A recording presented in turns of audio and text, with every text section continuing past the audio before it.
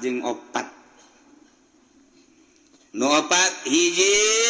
cinta hiji be Allah ulah aya cinta salian Allah dua ridho keputusan Allah jeung aturan Allah ulah neangan ridho makhluk manusia ulah dengkeun Kangjeng Nabi Musa jeung sahabat-sahabatna yane kaum Bani Israil na diinstruksikeun tindak asup ka negeri eta di mana eta negeri teh yakni kitu Palestina terus datang ke Syam Syria dicek heula ku kaumna 12 kabilah kaum Kangjeng Nabi Musa ngecek ternyata anu 10 memundur lantaran lawan anu luar biasa geledek jeung jarangkung ngabejakeun ka kaum-kaumna teu sanggup kami kudu berangkat ka negeri eta lantaran urang kadinya nyawa tapi nu dipumping ku Yusha bin Nun kikalib nah ieu mah nama teu ngabejaan ka kaumna ngan sakadar bebeja ka Kangjeng Nabi Musa alaihis bebejanya ka Kangjeng Nabi Musa ya kaum tegolode mah Kangjeng kumaha ulahna le gedena Kangjeng Nabi Musa pokona mah urang berangkat lawan sebab instruksi Allah moal pati-pati urang diinstruksikan ku Gusti Allah lamun memang ieu urang bakal cilaka moal kajen kuku kajen teh jarangkung gede pasti ieu tanagana mah lembek kitu cak Kangjeng Nabi Musa moal pati-pati urang diinstruksikan asup kadinya ti ngalawan jelema-jelema nu aya di dinya kecuali eta jelema teh moal henteu cak Gusti Allah eta teh sangkilang jangkung sangkilang gede ge naonan pasti eleh urang bener oge cek eta Kangjeng cek Yusa mantap nya mah geus teu ngabejaan ka kaumna tanya ku kaumna Yusa kumaha eta sanggeus dicek di ditu di Palestina jelema-jelemana kumaha naonan menang kurang kajian kumaha kami madek nurut kumaha cek pimpinan bae tah nu 10 golongan mah mayoritasna nu lobakna luar biasa ngomongna ka masyarakatna ka kaumna ye urang datang ka ditu teh ngan ngadon disintrekan doang ge pae bayangkeun ku sia kumaraneh kabeh aing bae cicing di hadapan ceulina eta tiis jadi ceulina bae ge eta bisa pake nyiuhan luar biasa paneta ceuli bisa pake nyiuhan ku sia bayang ku tah gede jasa ulah nyaritakeun gede ceulina bae heula ceuli aju aing cicing pajar tangkal kayu horenganan eta amparan sakitu empukna horenganan kanyut bayangkeun coba ku sia ya Allah ya Rabbi mun teh nyaho mah mun nyaho mah mun teu aya nu ngarokok haju nyecelek mah kadinya hatu aing terus bae ngeunaheun ngan nyecelek haju kagulung jar kiamat ku aing teh cak anu bohong eta mah ku gede-gede eta kos kitu masyaallah luar biasa tah eta kaum teh harita atuh arembungan milu cenah lain lawanan urang atuh tambah kos kitu makana lain lawanan tambah atuh kos kitu mah sieun atuh urang eta teh Allah mah ndek nyieun kamonesan teh model kos kitu jelema biasa titah ngalawan jelema jangkung gede tapi ieu perintah Allah urang nu laleutik titah salat sapoe sapenting 5 waktu ai baheula nu galaladengan sawaktu doang baheula mah pan jelema teh 2 kali lipat urang ye jarangkungna teh 2 kali lipat urang lamun urang 1,5 meter nu baraheula mah 3 meter tapi salatna ngan sakali doang aya nu magrib doang aya nu isya doang aya nu subuh hungkul urang mah laleutik tapi 5 waktu pan pohara lumantak haju loba nu qoid ge ieu teu kararuateun salat tapi pan dirasakeun ku urang makin salat makin ngeunah malah tambah jeung rawatibna qobliyah jeung badiahna malah mah hayang keneh salat tambah salat duha malah hayang keneh tahajud mantap kelobaan nu geus tarangna harideung dipantau-pantaukeun kita kurang ngirahin ya salat ngirahin Masya Allah eta kos gitu Gusti Allah teh nyin kitu kamonesan seperti eta nah ieu umat Kangjeng Nabi Musa nu 10 ngomongna kadari qalu ya Musa inna lan nadkhulaha abada wahai Musa sekaumna nu 10 golongan innalana dukulah kami kabehan moal asup ka eta ardal muqaddasa abadan datang ka ilaha ge moal bae kami mah madamu fiha salila jelema-jelema nu jarangkung gede teh aya di kota eta di negeri eta kami moal dae ka ditu datang ka ilaha ge moal bae ku ari mah ulah hese-hese Musa ari mana deuk maksakeun mah ka ditu cak kaomna ieu fadhab anta wa rabbuka maneh bae berangkat ka ditu duaan jeung pangeran perangan habek eta ngomong teu kira-kira Pak eta ngomong nyungkun pohar jasa Musa ai maksa-maksa teh mah tadab anta wa rabbuka faqatila inna hauna qaidun maneh bae Musa berangkat ka ditu jeung nu nitah ka maneh pangeran los perang duaan ka ditu inna hauna qaidun kami mah deuk di dieu bae moal perang gide Kangjeng Nabi Musa Masya Allah ieu si kaum ku pohara-pohara Kangjeng Nabi Musa di dunia langsung prihatin hatena kurang kumaha memehna geus dibere nikmat nu sakitu luar biasana dibere nikmat kamonesan ti Gusti Allah anu luar biasa jajaba ku ari teh dibere awak anu sakitu poharana gararagahna jangkungna gedena sedang aya diinstruksikan titah perang moal semata-mata dititah ku Gusti Allah lamun moal pimenangan tapi geninganan geus kapiheulaan ku perjerih geus kapiheulaan ku borangan sieun tadi dinya Kangjeng Nabi Musa prihatin komo meureun mun teu dibere nikmat ieu mah meureunat bung jasa ngahareupan perintah Allah teh urang kuari titah ngazakat sote kapan dibere nikmat ku Gusti Allah lancar usaha tu mantak naon cak Allah ku aing pan sia geus dibere nikmat dimimitina ge dibere lancar usaha sia ta kuari mah geus aya sani soban kaluarkeun eta ta eta make teu daekeun keneh bae komo meureun mun teu dibere cacakan dibere nikmat bungeun keneh bae takos kitu teh kuari dibere nikmat maneh teh ieu teh munggah haji mangan saukur 30 juta 35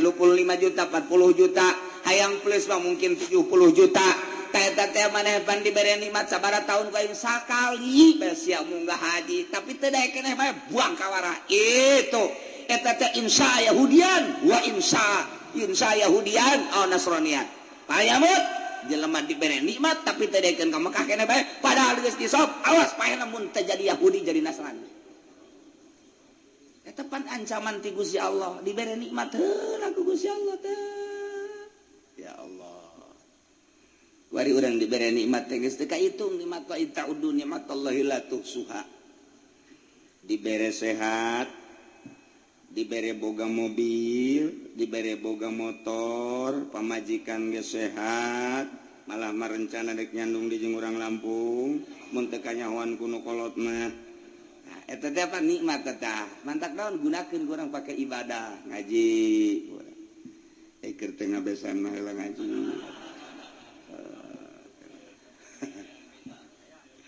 juk gitu pakai ibadah salat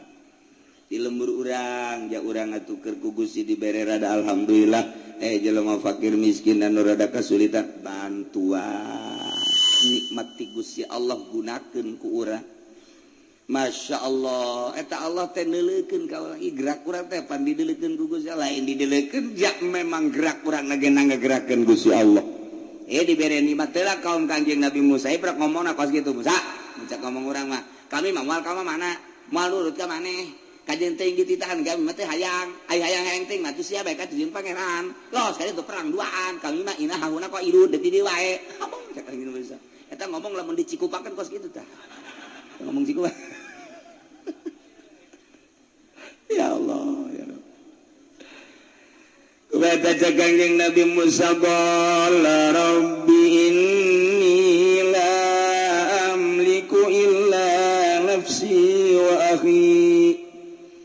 ngaduakeun Kangjeng Nabi Musa qala Kangjeng Nabi Musa Rabbi pangeran Abdi inilah amliku ila nafsi abdi masanya Nabi tengah milik naon kecuali awak abdi wa illa akhi jeung keluar kecuali dulur abdi Nabi Harun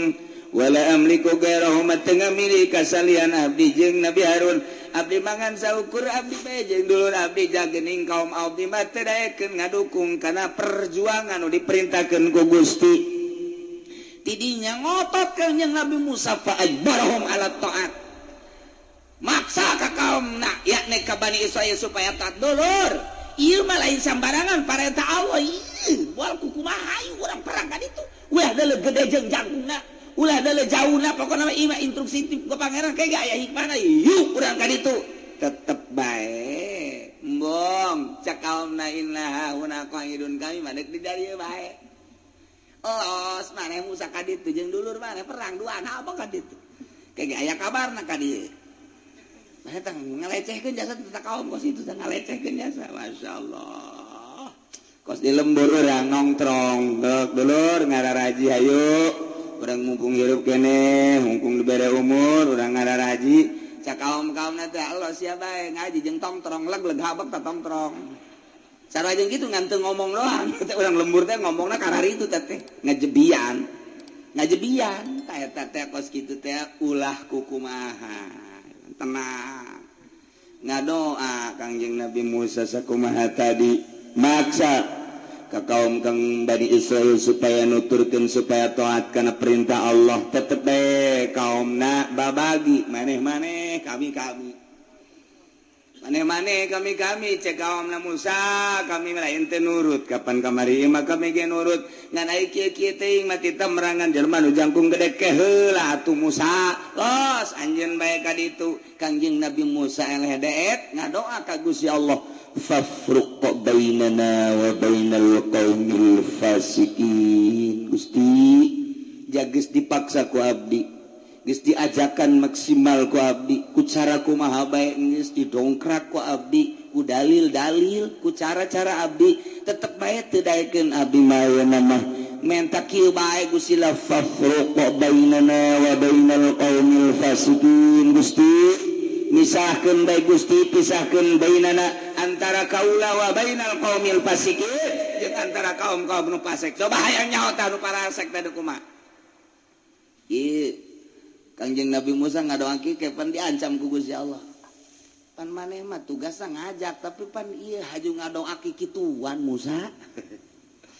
ngan diijabah mah diijabah geus teu kuat-kuat teuing mah ngan eta aduh make jeung hayang fafruq bainana wa bainal qaumil fasikin gas ayeuna mah pisahkeun bae Gusti abdi jeung kaum abdi pasikin geus ka ditu pan Kangjeng Nabi urang mah teu pernah ngomong geus kitu teu pernah ngadoa kos kitu Kangjeng Nabi urang mah diciduhan Kangjeng Nabi urang mah geus kaluar ti dinya kakarak diusap unggal deuk salat subuh diciduhan tenang we Kangjeng Nabi ke diusap unggal deuk salat diciduhan hiji waktu nu nyiduhan Kangjeng Nabi panculan jeung ka mana ieu nu nyiduhan teh keke muriang apa naon cek cenah teh ieu nu nyiduhan eueuh manta salat subuh teh tuh haju bae panjenengan teh neangan Kangjeng Nabi Muhammad teh neangan nu nyiduhan teh ka mana barang terang gering muriang bener kula biasa diciduhan istiqomah cek Kangjeng Nabi teh ieu aju eueuh ka mana ieu kula cenah muriang ampura Muhammad poe ieu mah teu bisa nyiduhan cek cenah teh kula cenah nina ngasana cek Kangjeng Nabi teh be Muhammad diciduhan bae maneh mah maneh teu naon geus lah walau mah kualima kulantaran diciduhan maneh teu ngalawan kula deuk asup Islam kualima asyhadu an la ilaha illallah wa annaka Muhammadan abduhu wa rasuluh deuk kumaha deui Kangjeng Nabi teu pernah lamun urang keur liwat aya nu nyiduhan goblok beureun sia aing teh nyaho urang bojong tolol meureun sia aing eleh turunan aing di bojong loba kene goblok geus kakarawat bae encan gelut cadaon hutu geus uplak kakarawat eta kos kitu urang teu leuleuy urang mah teu deudeuh urang mah puguh eta teh sabenerna mah teu nyahoeun pan nyiduhan nyahoan di Banjar pondok 2 tingkat, 1 tingkat 2 tingkat isuk-isuk teh ponsok darah ropi baik gitu tah urut peting teh kopi panaya keneh di dinya atawa urut kopi peting teh diucek kucai panas urut dek dipicen ka jandela pas kiai liwat ka dinya kenapa kiai ka dieu eta kiai sudah tangga sudah henteu kukurung ka dieu gitu tah Masya Allah nyawa-nyawa teh itu nu liwat kena kopi kusanya kusia saya tuh si jelema di dalam orang kiai atuh lamun urang bojong jadi kiai na goblok aing kiai ye kudu disimbraku kopi aing goblok sia diancam sia ku aing murid pantungtuna mah teu beres eta Gus cara aya hiji pondok pesantren santrina aya meureun 20 mah di santrina teh sok ngalaan nang kang ora disayurkan ku santri gitu papan tolol sia ka dieu dek aja pada kalah anak kain hah dek kalah anak kain bersih jadi pamalingan kawe meureun teh bubar sia ka awas sia ngalah anak kain tolol mereh teu naon henteu bubar santri bubar eueuh santrian Masya Allah ayah Banjar mah paneta lain kos gitu tangkal kalapa kunyana geus dihalalkeun bisi aya santri urang mana bae jeung saha bae haju ngalah ka kalapa ayah teu bebe jadi halal eta pohara jadi kiai teh mantap atuh geus dihalalkeun kitu tuh santri sadaek batu ngan teu dituar doang tangkalna Masya Allah tah eta kiai tuturkeun mah kos kitu mantap kula inget bae mantes pesantren di Garut teh deuk pesantren ka mana ulah sakal marum ka ditu bae ka Banjar bae ih hayang ka anu hayang ka ulang geus kadinya bae teu nyaho sasakalana teu nyaho sejarahna kadinya bae santerna kadinya datang kadinya pan karolot kiaina karolot ngaji bada Isa teh diajengan kakak almarhum Batul Muin jilid 2 bismillahirrahmanirrahim santri mayak hes kan bang kula mah anyar ji cuma ini berjamaah hes merenya aya ta nu saurang teh nu saurang atuh geus kitu ngaranna ge santri harare SKB ieu aju mangsi di ka dieu-dieun tah dikaleungeun-leungeunkeun coelan masih kula nanaon teh budak mangsi dikaleungeun-leungeunkeun bener bae geus bangsa saparapat jam udang cek kieu teh udang pan nya kadari karena banget kabeh atuh hari deung kabeh geus ara rondo aja eta budak maksudna berarti eta neuk nyalahkeun saja bayu neuk nyalahkeun saja mun hideung jak kunyana keneh mun kitu mah ku urang jak nya ku kunyana eta kos kitu teh kiai na kolot bebeja meunang 2 bulan teh bah lari pindah beja kiai na geus kolot tilok nyurah kieu kadeu didinya bae didinya bae ulah pindah ulah aya yang boga surah ulah geus didinya bae kata kolot tuh geus nyaho daripada boga surah macem-macem tapi turunan kiai na nanaonan ieu mah turunan wali ka ditu tak Masya Allah ayah Banjar teh putra Mama Ilyas teh anu pernah kieu keur jamiahan teng oh ruh Mama Sobari naik ka luhur maot Mama Sobari kita kadeuleun roh kadeuleun ku nya nama pan urang mah atuh boro-boro roh orek gitu kadeuleun roh kadeuleun roh naik ka langit maot Mama Sobari ya Allah ya Rabbi roh kadeuleun eta ku Mama Sobari teh murid Mama Khalil Mama Khalil Bangkalan teh jadi deukeut jasa nasab ilmuna ka para wali paingan titeh didinya bae orang kos gitu ayah mata tanggal kalapa nu ieu kabeh beusi ku santri diaralan halal caknya teu kudu bebe jadi bahkan loba empangna pan nya lauk emas geledek geus aya santri nu ngaralau ge halal keneh we atuh santri beak kabeh ku santri unggal poe ngalahan lauk guru nanti dijualan doang ka lauk eta gua ku soleh nah ieu mah kakarek ngalagori bae goblok sia kadieu sia deuk jamil pada kalahan gori pamalingan sia balik sia atuh balik kabeh santri ngan 15 balik kabeh eta geus kitu jadi leuleuna pahara matak Imam Abi Yazidil Bustami ditanya ku muridna mama abdi mah rek naros bae saumur hirup ieu nu paling bungah naon 2 ceknya saumur hirup ku paling bungah 2 naon kahiji cenah kula eta keur di masjid datang-datang aya nu nampiling we jebret ngeunaheun cek nu nanya sia nampil eta nikmat jasa cek kana teh ngeunaheun jasa masyaallah kadua nomor kedua kula keur cicing di sisi aya nu nyiduhan blok ka dieu kabeget asana nikmat 2 seumur hirup nu nikmat ya eta sebab di dinyalah kula diangkat jadi walina naik derajat teh ketika ditampilin ceger oh ieu gerak Allah langsung naik derajat begitu kula sakali deui keur geus manteng ibadah ka Gusti aya nu nyiduhan juplok bae kula sadar ieu teh gerak Allah langsung bae naik jadi kutub blek etalah kanikmatan kula urang mah teu nyaho maknana sih di Ciduan teh atuh nu nyaho nu kadeuleuna atuh silat besi Cibande geus kieu-kieu emang aing geus kebal teu ngalegel jelema teh nyaho mana lamun nyaho manana mah urang keur dimuriangkeun teh keur diangkat derajat tinggal narimana sadar apa teu sadar ditampilin teh gerak Allah teh urang teh tinggal narimana bae kumaha mun narimana sadar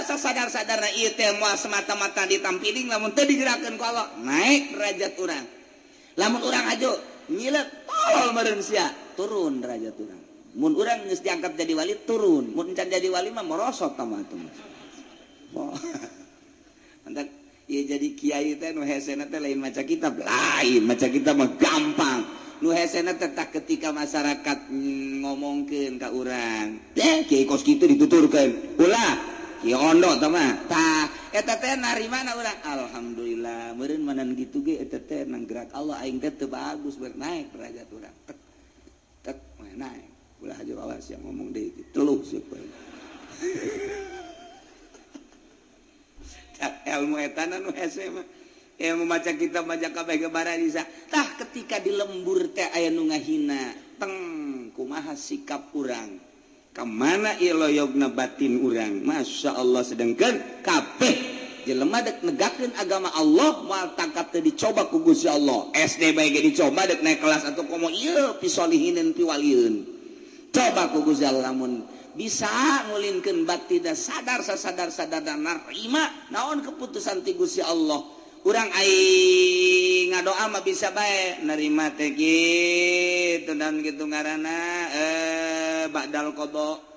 kitu narima ba'dal qada ngeunaheun jasa ta doa ti Kangjeng Nabi teh supaya bisa narima sabada diputus ku Gusti Allah ulah ngarasula eta ngadoa mah ngeunaheun jasa teh tapi ketika praktekna coba tah ketika dikodokkeun ku Gusti Allah gering dikodokkeun ku Gusti Allah loba nu ngomongkeun dikodokkeun ku Gusti Allah teh aya nu nyatruan kumaha sikap urang tek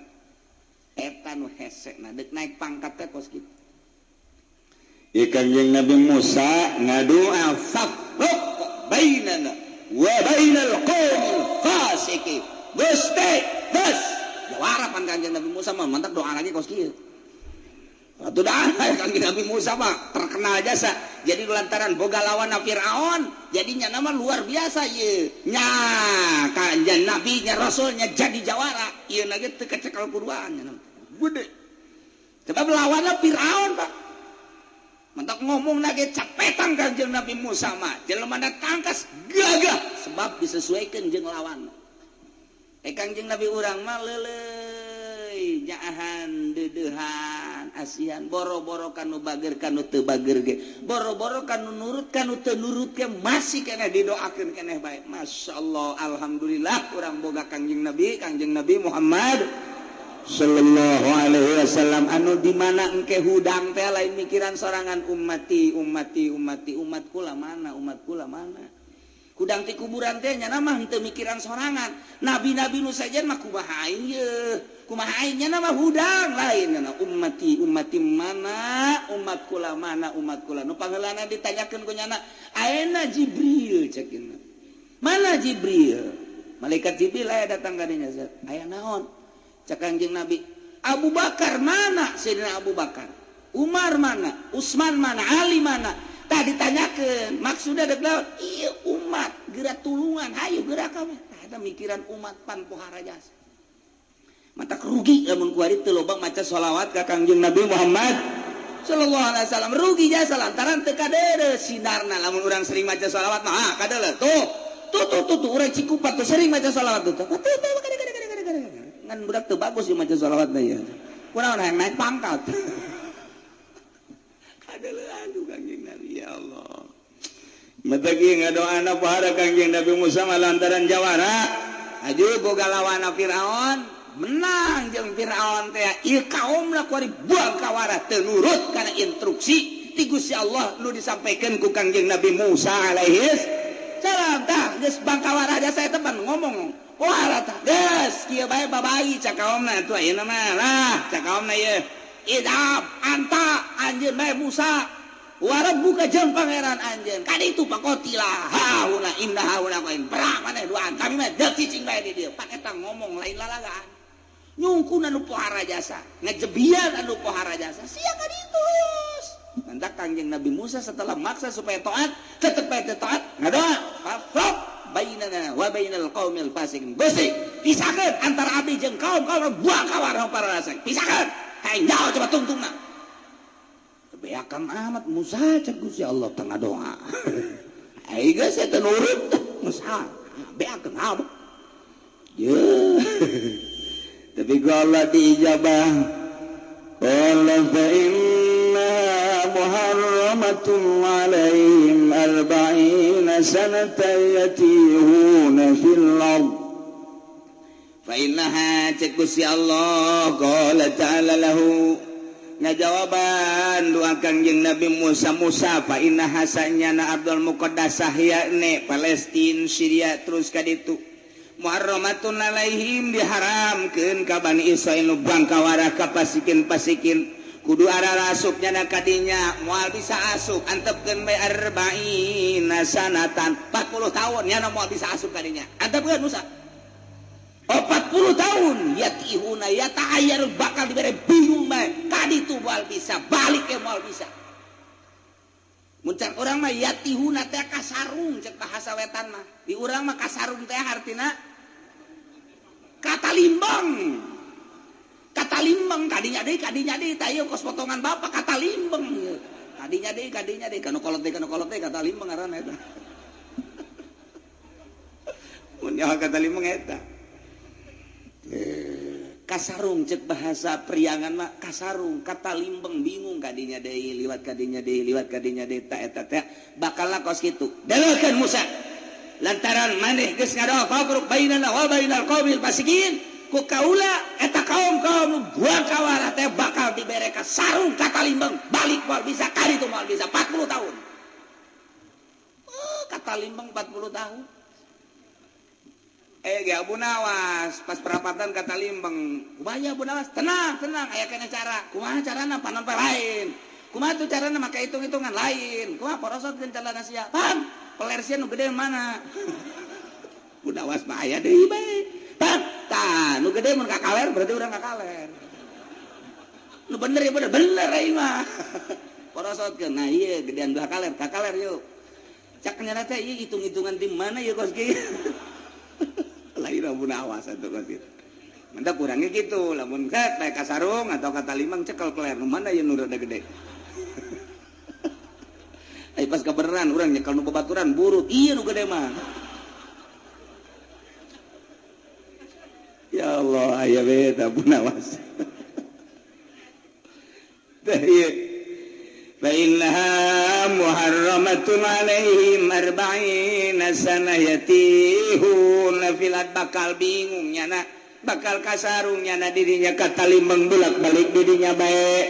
eta teh kira-kira kata limbang na teh adalah 40 sanah 40 tahun bener bae eta cek Gusti Allah fala ta'sa 'alal qaumil fasiqin Musa fala ta'sa ulah putus asa anjeun ulah prihatin anjeun terhadap kaum-kaum anu parasek geus ulah dipikiran maneh ibadah ka kaula ajak umat anu nurut jelema-jelema anu teu nurut ka anjeun nu pasek fala ta'sa ulah dipikiran atap konsep ieu urang ge kitu ajakan masyarakat sekali dua kali hayu sing leuleuy ajakan geus bener-bener bakawara kita ulah main bae kita ulah ngadu kotok bae malah mah kiai na ge dititah ngadu kotok deui ayo kiai ka dieu hayang nyaho ieu paleh heula ieu golong hayang naon paleh mah di kieu gini seket-seket heula ayo paleh heula kiai na dititah pan eta bangkawara jasa kiai teh dititah ngadu kotok ditungtung mun teu awas digolok ieu sia tadi hiji tempat mah pan kos kitu eta tinggal kiai bae atuh kebal-kebal haju kiai na ge resepan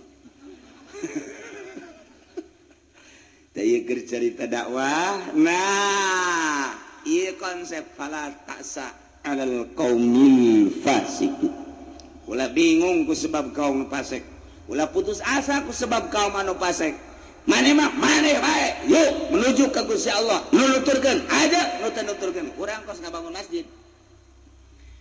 masjid teh engke ge aya bae nu kernak-kernik ngomong teu pararuguh di lembur teh ngabangun mushola kitu keneh encan kabadanan mah komo eta teh ulah didengikeun jelema hiji ulah geus kajen fala tasa alal qabil fasik nu hiji pasek antepkeun urang mah terus bae kegenya ku galedeg ge artina maknana engke makna kos ku galedeg kumaha alum engke ge antepkeun lain geus urang-urang bae ngabangun jadi titah ku Allah ieu sakawasana samampuna ke jelema nu nantangan nu ngomong macem-macem teh deleukeun sebab hakikatna mah lain ka kiai berarti nyana anti ka Gusti Allah asal geus anti ka Gusti Allah nentang ka Gusti Allah tinggal dideleukeun bae tinggal dideleukeun tah ieu fala tasalal qaumil fasik pasek berarti nyana teu ngadukung kana siar-siar agama Allah antep deleukeun coba hayang nyaho tungtungna mah pararahe ka bae atuh pararahe nyana pae nu ngabangun ge pahieu ngan ke di akhirat da bakal kadeuleu jeung ka tempat da ieu keur leuletikanana belah dieuna nyeun pondok pesantren teh kadeuleuna bakos didukung bae tungtungna mah mitohana bae ngalawan mitoh ajak mitohana nyeun pondok mah di dieu bae ye ceng di dieu ye geus di dieu ye geus alhamdulillah tanah abah masalah aja sia teh atuh pan salaki anak abah geus anak abah sia anak abah geus di dieu tah geus ngariung diajak sakali doang teu kaajak ka mitoha diusir begitu ku inginan tuh ieu tolol teh budak di dinya giliran kuari bae ai teu diajak padahal ngariung teu diajak sakali mitohana eta masyaallah ngajang hilek bae ieu kunaon abah orangan teu diajak ngariung padahal teh aya tadi lembur tah mitoha teu diajak ngariung bae ngajang hilek tah eta kos kitu masyaallah dibere berkat ya dipicen berkat berikutna teh aya abah teh diajak dibere berkat da bae dibalakeun ka imahna buang berkat jang mau sia tah los jang sia eta ngajang hilekna luar biasa diusir tung sia rek ke pasantren mah belum bari kitu tah eta teh mitoha bae kos kitu masyaallah aya nu jeung kolot sorangan dibiayan dipasantrenkeun ku kolotna dipale-pale ku kolotna dikawinkeun ku kolotna dipernahkeun nyeun pondok ku kolotna kuari geus aya nu ngaji kitu boga santri aya lah 10 20 mah eta kolotna gajang hilek bae teu resepkeun ka anak parkeur ieu mah santri geunang saha nang eta teh ka kawasan Allah mah kos itu kolot geus serba ini besan menyeun pasantren males itu teu ngahormat saeutik doang tah eta kos kitu tah ieu pagawean syiar agama Allah teh kos kitu hese jasa ka endek maju teh tah konsep fala ta'sa 'alal qaumil fasiqin geus ulah ditorelir jelema-jelema fasik mantap urang bae coba ge make konsep ieu insyaallah nurutan konsep Kangjeng Nabi Musa alaihi langsung ti Gusti Allah subhanahu wa ta'ala gas kalimat tenang Musa fala ta'sa 'alal qaumil fasiqin bener bae eta begitu Kangjeng Nabi Musa menang jawaban diantep ku Kangjeng Nabi Musa eta kaumna di dinya tadi jurang ti kebingungan kasaru urang ka mana deuk balik ye cak nya yuk urang baralik ayo orang balik Kangjeng Nabi Musa jeung Kangjeng Nabi Harumna kemudian nya nama atuh cicing bae duaan ngajauhan ti kaum eta berangkat ningali daerah Ardul Muqaddasah Iya kaum saya balik berangkat balik ka dia ya berangkat mimiti madzhab ba'da maghrib kunaon subuh aya di dinya deui cing pan urang aya di dia deui salah ya ganti pemimpin sia ka mana ieu balik urang ka ditu tuh arahna ka ditu ih jalan ka ditu kajian kukungnya ya berangkat tas subuh maghrib aya di dinya deui kitu bae 40 tahun coba eta kakawasaan Gusti Allah mah endek nganyarungkeun jelema endek ngabingungkeun jelema endek itu ngabalingerkeun jelema eta teh kapan daerah anu biasa sabenerna mah yeuh ka dieu balik mah cek saurang teh berangkat hayu tuturkeun sedengkeun jelemana 600.000 sitamiati alpin berangkat hayu berangkat kabeh 600.000 jalan bener mah oh bener cenah ieu ka dieu ieu kunaon tuh berangkat isuk-isuk maghrib aya di dinya deui ieu urang balik deui ka dieu sia si gara-garana di ditu teh atuh mah bengkol ka katuhu urang kakeca ieu ayo balik deui iya bener mah ayo berangkat geus atuh jadi pamimpin jalan balik asal berangkat isuk-isuk maghrib kan ka dieu deui ieu urang umpang-umpangan di dieu bae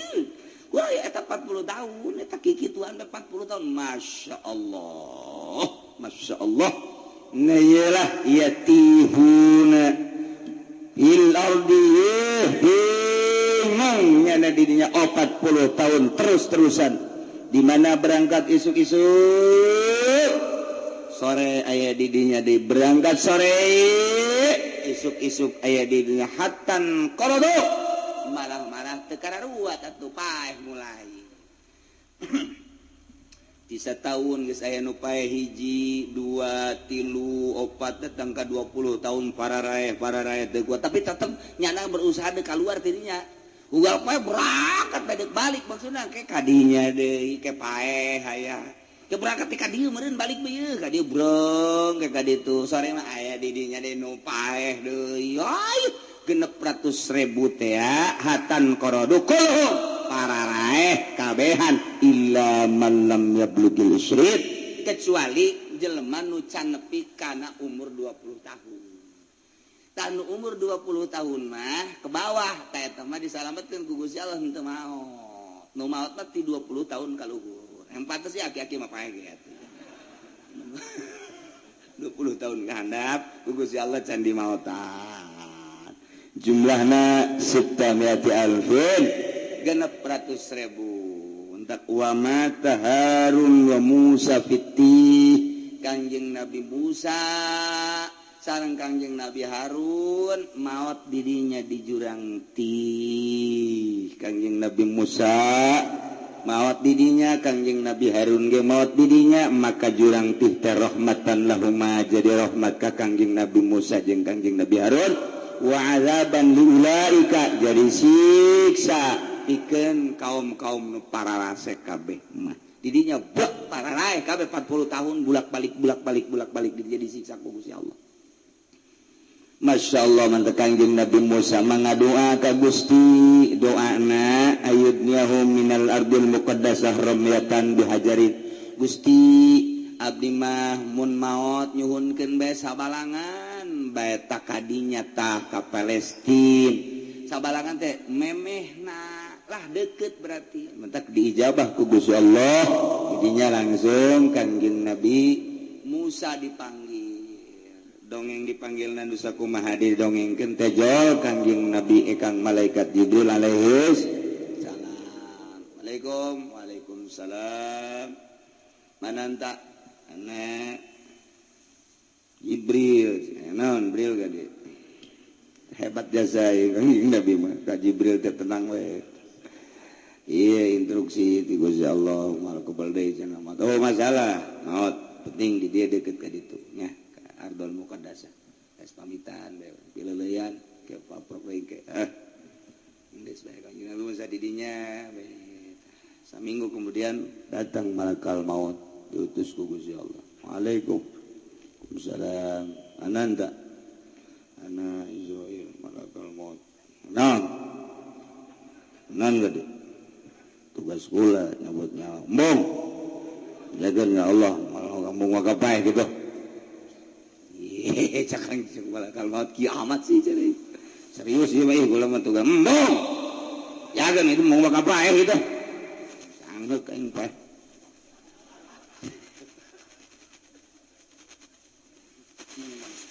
cek malakal maut kula mah tugas tugas bejakeun ka ditu mau maka kitu laporkeun nu ngaran Musa moal wakayang pae bejakeun si malakal maut aing kumaha bejakeun ka ditu aing bisa carekan cenah ku Allah ieu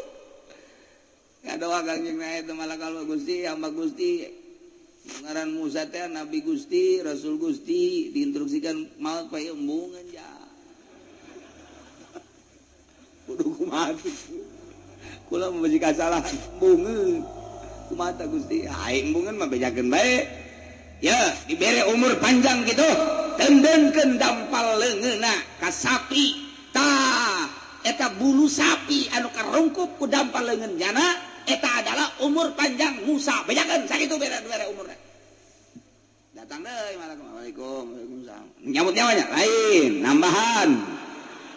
oh nambahan geus lapor ka Gusti Allah jamahan sakumaha cenah hayangna sakumaha mun setahun 2 tahun mah panjang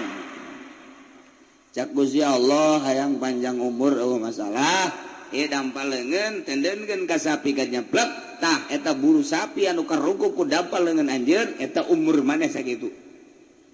atuh loba merendah ribuan tahun heuh sakitu alamun geus beak mah paeh keneh bae jadi paeh keneh paeh keneh mah kuari bae ke paeh kuari paeh asal menang ridho Allah geus ridhoan kan ridhoan geus kuari bae nu bener ieu beusi ngamuk engke pan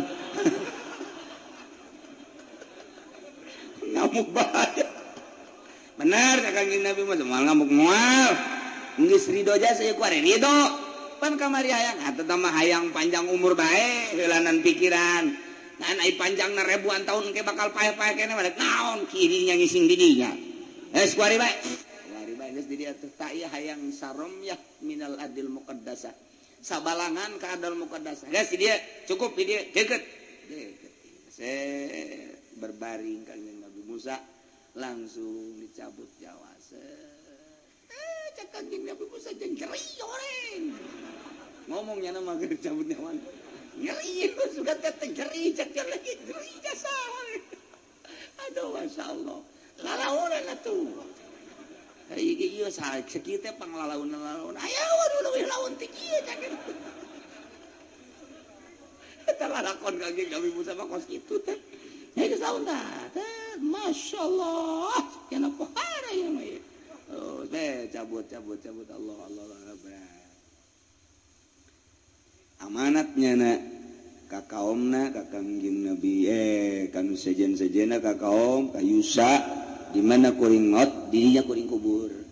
hampir kitu Nabi makos kangjeng Nabi urang di mana kuring maut di dinya kuring kubur entak mautna di bumi Siti Aisyah di dieu jadi kubur dan tah kangjeng Nabi urang ge di tempat maut di dinya dikubur ieu ge kangjeng Nabi Musa di dinya dikuburna urusan biasa terus aten dikubur di dinya nah maka peti kanjeng Nabi Musa petina nolol tah sekitar bangsa 20 cm baheula mah 20 cm eta teh diurugan di zaman kanjeng Nabi Musa na diurugan ngan ku Gusti Allah supaya kanyahoan eta taneuna asal diurugan eueuh deui luhurna 20 cm jadi katingali bae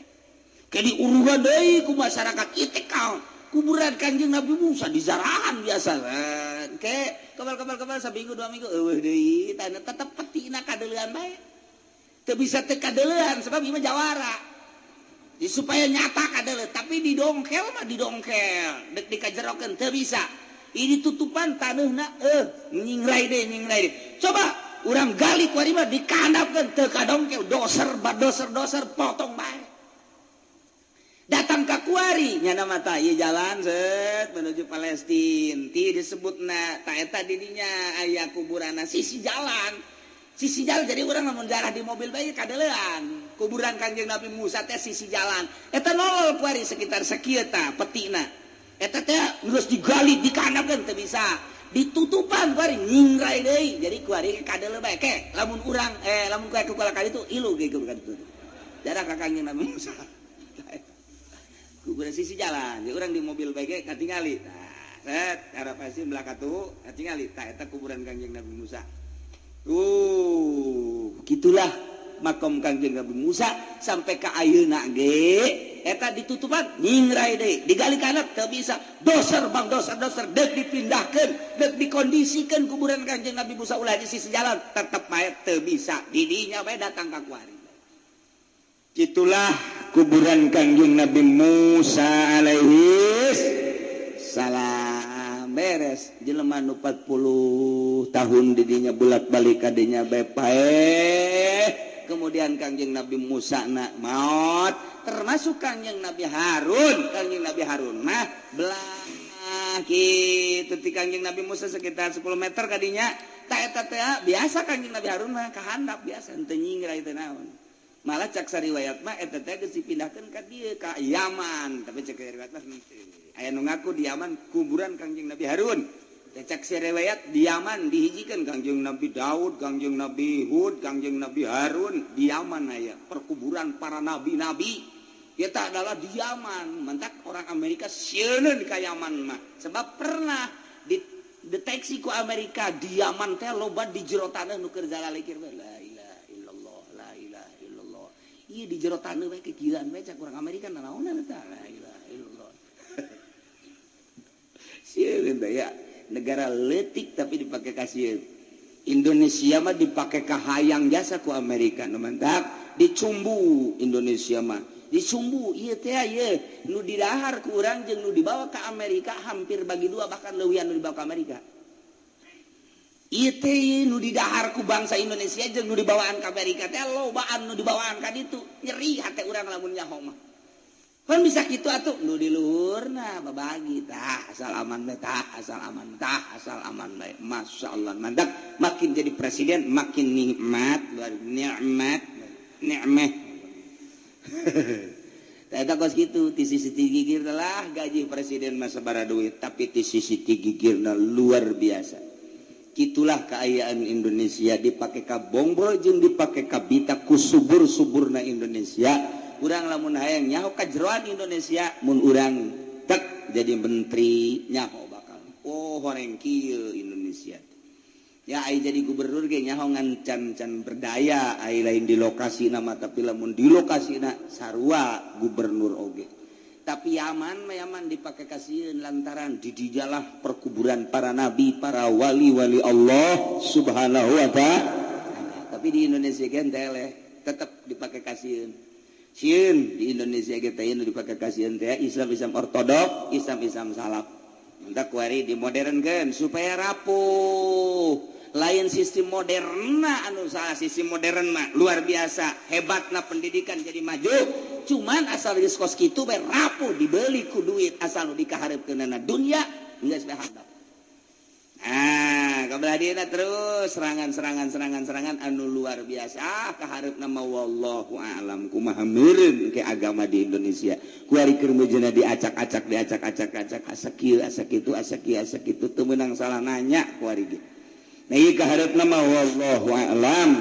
bakal kumaha meureun tah tidinya wa nubiya Yusa badal arba'in sabada 40 tahun diangkat jadi nabi Kangjeng Nabi Yusa alaihi salam angkat jadi nabi perintahkeun ku Gusti Allah supaya merangan kaum Jabarin anu jarangkung gede teh nah ieu lalakonna Kangjeng Nabi Yusa berangkat jeung kaumna nu dua kabilah teh Yusa bin Nun jeung Kalib ieu berangkat bebarengan jeung Bani Israel anu patuh tadi merangan kaum Jabarin tidinya taktik perang anu luar biasa ternyata begitu di perangan teh bener tanagaan sakitu jangkung gede dage eta ku Kangjeng Nabi Yusa jeung kaumna poe eta poe Jumat hari teh lantaran serangan dahsyat luar biasa perang ka magriban lamun ieu eureun bahaya can tuntas perang eta mata poe ku Gusti Allah mata poe disetop heula ka malaikat stop eureun heula sajam ulah kasorot eta malaikat nu nyekelan mata poe geus kieu berat sajam tak Gusti Allah kena tuntas heula perang tuntas sajam cek beres eleh kaum Jabarin kakara geus berangkatkeun diberangkatkeun deui. Jadi sejarahna seumur dunia ieu teu pernah panon poe di stop ku Gusti Allah kecuali ke waktu peperangan Nabi Musa ngalawan kaum Jabarin lantaran kandas waktu kurang sajam eta panon poe di stop sajam. Masya Allah asal alagaan nyetop panon poe. Kira-kira eta saja mau kipat lahu syamsu sa'atan hatta faraga min qitalihi sehingga selesai perang ngalawan kaum Jabarin. Masya Allah mantap. Diriwayatkan Imam Ahmad dina musnada kana hadis inna syamsa lam tuhbas ala basharin. Aya hadis tu diriwayatkan ku Imam Ahmad bahasana kieu inna syamsa lam tuhbas ala basharin sanjana manusia teu pernah disengker, teu pernah ditahan terhadap manusia mana bae illa liusa kecuali pernah ditahan sajam pikeun Kangjeng Nabi Musa layali asara ila Baitul Muqaddas dina peutingan berangkat menuju Baitul Muqaddas. Ya Allah ya Rabbi. Sayyidina Husain dibunuh, terjadilah Karbala. Gempar dunia, boga dulur ngaranna Sayyidah Sakinah. Anu dunia saat eta ngalengis cerik terutama Madinah, Mekah, careurik kabeh. Sebab sirahna teh dipakai main bola. Di alung-alung nemantak kuari jelema main bola teh akibat awal ngahinakeun ka Sayyidina Husain.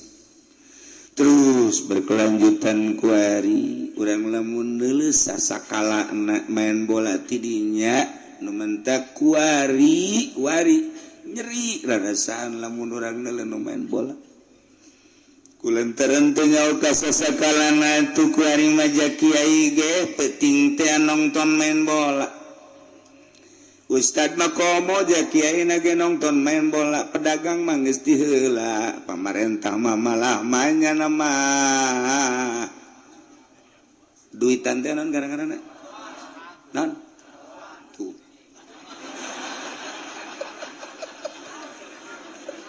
Aduh, Gusti Allah bagus.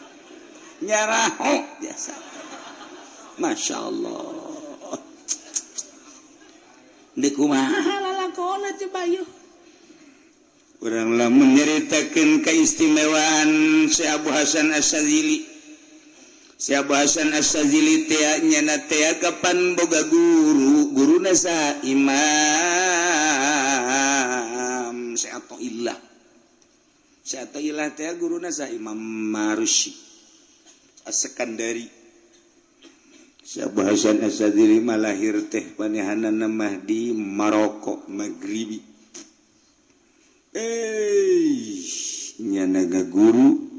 setelah ngaguru seakan-akan diperintah ku guru kita kanu nurut. Geus teh loba tuar-tawarnya nama antar negara ku guruna teh. Mesir berangkat. Di Mesir, Yordan berangkat. Yordan terus Maroko berangkat. Balik deui kuari ka Palestina.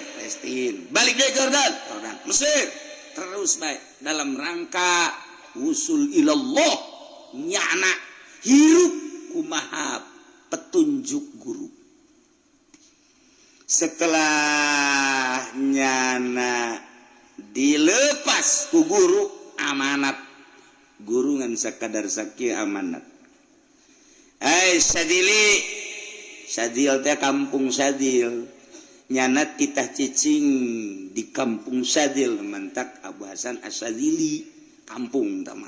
Cicing di dinya. Nu mantak cicing di dinya kunaon? Urang dinya teu nyahoeun ka pangeran. Teu nyahoeun teu bisaeun ibadah nu bagus. Teu nyahoeun katentreman jiwa. Cicing di dinya. Didik mangga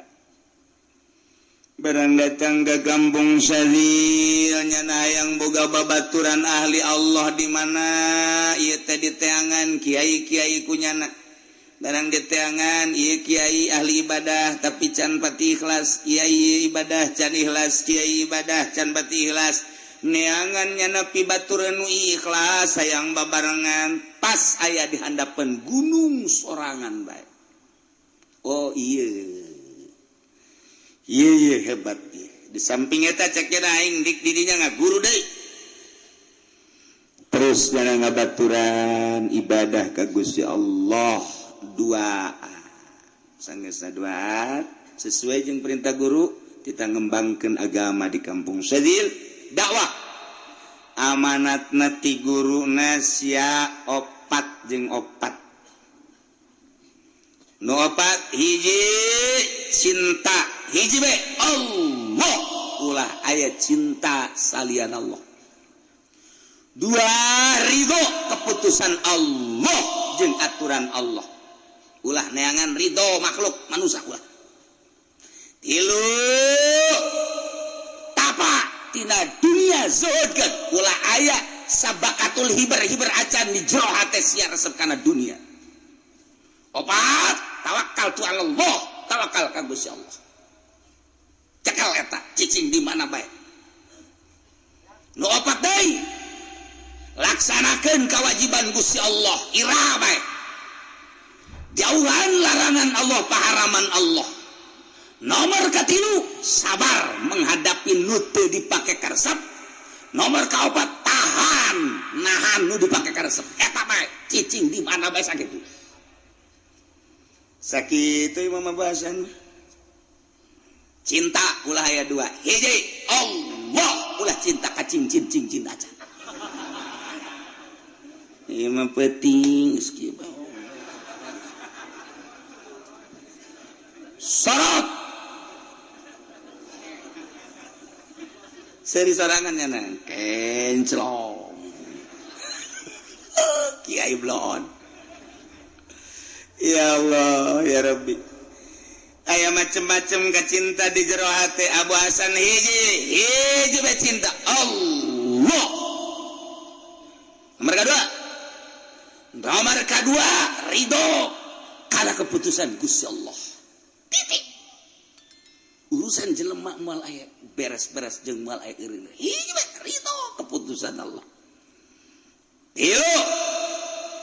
anti dunia. Sabakatul hiber ge ulah aya di jero hate dunia. Fuhara.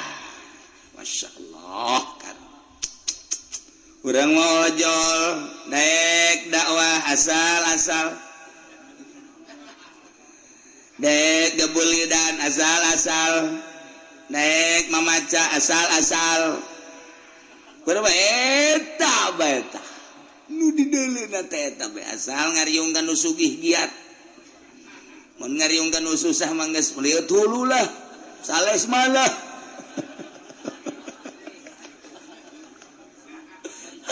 Masya Allah gari. Itu nomor keempat tawakal pasrahkan diri ka Gusti Allah. Ya, kayak obat deh. Laksanakan seluruh kewajiban Allah. Andai kata kudu nyawa tarohana tarohkeun. Dua, jauhan larangan Allah, paharaman Allah. Singkirkan. Opat, tilu, sabar menghadapi nu teu dipake karesep. Naon nu dipake karesep sabaran. Urang embung sabar. Nomor kaopat berat deui bae nahan nu urang hayang.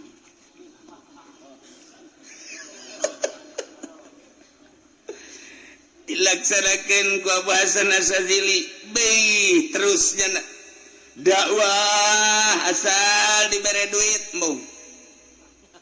Eueuh di hate kula di kula mah nu penting mah bapak-bapak ibu-ibu teh nyaho ka Allah kula nyariksakeun nyaritakeun urusan hukum make geus teu kudu barang bere ka kaula.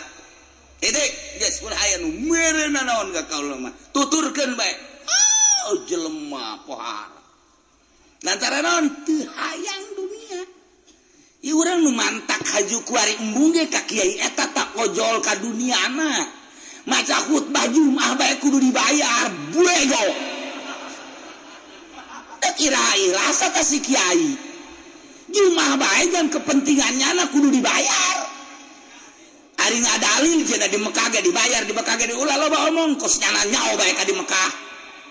urusan-urusanana iya sia bae deuk datang ka mana kuari hutbah kudu dibayar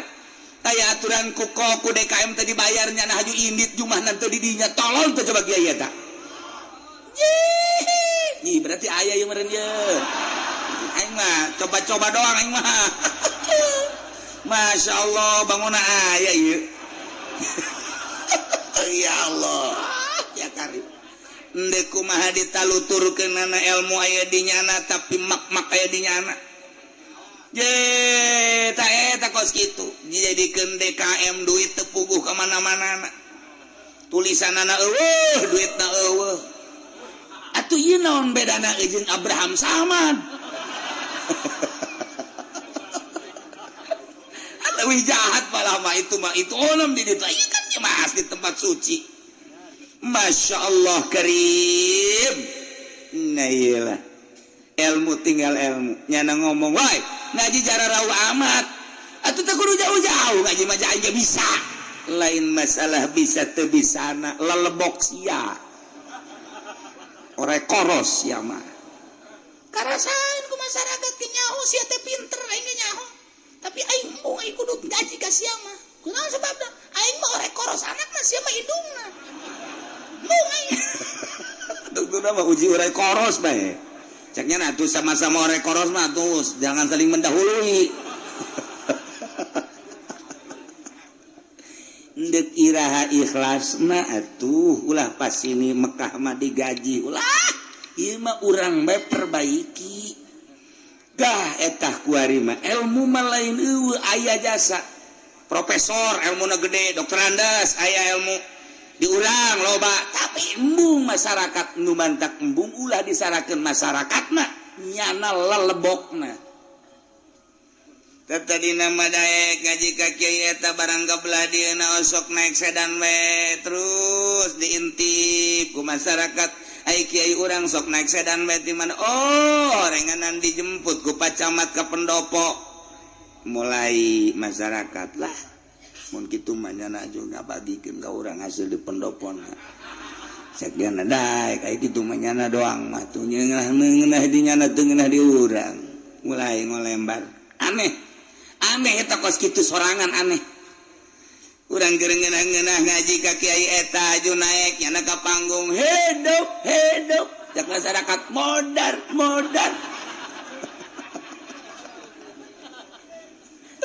aja masyarakat embung ngaji ka nyana embung kunaon teu hate aing embung ulah disalahkeun masyarakat nyanana akhlakna kecenderungan hate nangis lain ka Allah tapi ka seseorang kasih eta boleh jadi nyana geus ngomong bae disampaikan dulur atuh kadana nu jauh mah nu deket-deket atuh ngaji ieu ka dieu ieu kudu boga kaisin jelema mah teu ngaji mah sia deh ceknya nanti ayu teu ngaji mangke dikanarakakeun di masyarakat ngomong nu ngaji ge can puguh teu ka sorga can puguh ka sorga nu ngajina ge nu bagahan boga ka neraka endahan kitu masyarakat blow on teh masyarakat